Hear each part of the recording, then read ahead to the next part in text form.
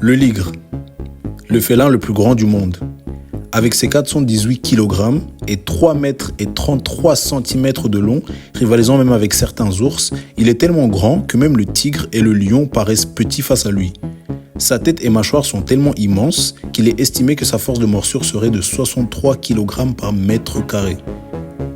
Puissant, immense et possédant la même aisance dans l'eau que le tigre, serait-ce un super prédateur ? Dans cette vidéo, je vais vous parler du ligre et vous dire pourquoi, à mon avis, il se pourrait qu'on l'ait surestimé. Premièrement, qu'est-ce qu'un ligre ?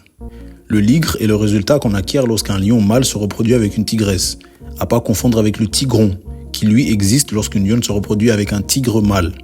C'est important de le spécifier pour des raisons dont on parlera juste après. Le ligre existe seulement en captivité. Ça n'est pas un hybride qu'on retrouve dans la nature. Et ça, c'est dû au fait que les lions et les tigres ne partagent pas les mêmes territoires, même en Asie, là où les deux existent.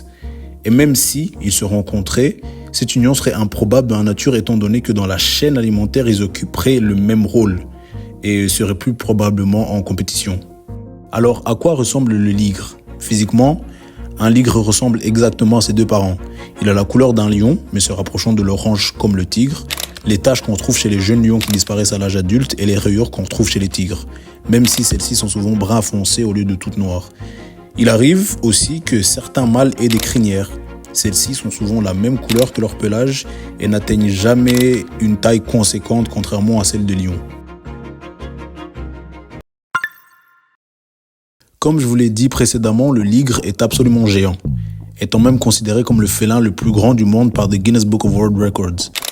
Hercule, le ligre le plus célèbre et le plus connu, fait 419 kg et mesure 3 mètres et 33 cm de long lorsqu'il se met sur ses deux pattes.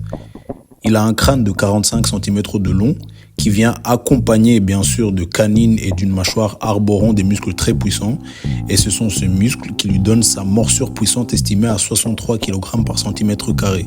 Mais encore une fois, c'est une estimation. En gros, les ligres sont gigantesques. Et ça, c'est dû à un truc qu'on appelle la dysplasie de croissance. Un phénomène dans lequel les organismes, dans notre cas les hybrides, tendent à atteindre des tailles énormes et anormales comparées à leurs deux parents. Chez le ligre, c'est dû au fait que le lion mâle, donc le père, possède un gène qui incite à la croissance rapide du fœtus. Mais lorsque la mère est une lionne, elle réussit à limiter cette croissance dû au fait qu'elle possède un gène qui régule la croissance du fœtus. Alors que chez les tigres, la tigresse ne possède pas ce gène. C'est le tigre mâle qui le possède. C'est pour ça que j'ai spécifié la différence entre le ligre et le tigron plus tôt dans la vidéo. Le ligre est aussi grand parce que son père possède un gène qui le pousse à grandir et sa mère ne possède pas le gène qui limite cette croissance. Chez les tigrons, c'est tout l'inverse. On a deux parents, le tigre mâle et la lionne, qui ont le gène qui limite cette croissance. Du coup, la plupart du temps, les tigrons sont plus petits que leurs deux parents.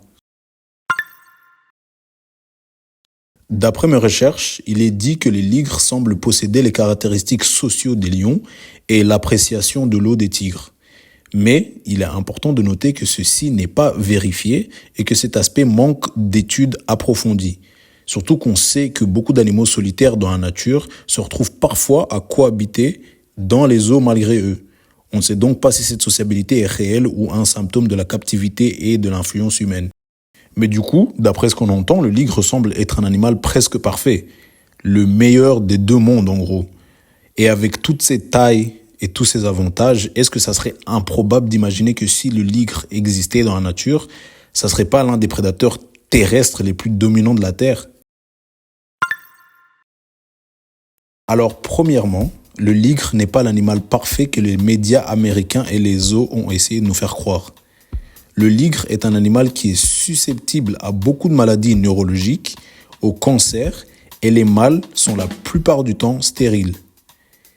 Et leur taille, qui est si mise en valeur, est justement la raison derrière beaucoup de leurs soucis. Par exemple, lorsque la tigresse est enceinte, elle doit obligatoirement subir une césarienne due à la taille du bébé ligre. Et plus tard dans leur vie, ce gigantisme qu'ils possèdent les emmène à avoir des problèmes de mobilité, de l'arthrose et juste en général une vie de merde. Donc non, un ligre ne serait pas le prédateur parfait. Il est trop lourd, pas assez agile pour chasser, et même s'il y arrivait, je doute qu'il aurait assez pour survivre. The liger's full of hybrid vigor. He is full of energy. He lives just as long. He's not prone to disease. His large size doesn't put pressure on his body. His body is made to take that pressure.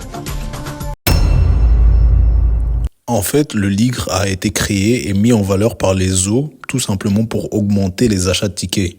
Ça n'est pas un animal naturel. Ils ont fait exactement ce qu'ils font dans les nouveaux Jurassic Park. Faire des mélanges de dinosaures juste pour susciter l'intérêt du public. Et c'est pour ça qu'il faut faire attention, comme quand on dit, ouais, on a ramené le loup de je sais pas quoi, là, ça aussi c'est du n'importe quoi. Ils ramènent même pas vraiment ce loup-là. Ce qu'ils font, c'est que ils font un autre animal qui a juste quelques caractéristiques physiques qui ressemblent à ce loup-là, tu vois. Je sais pas si vous avez vu un peu, je vais faire une vidéo sur ça d'ailleurs.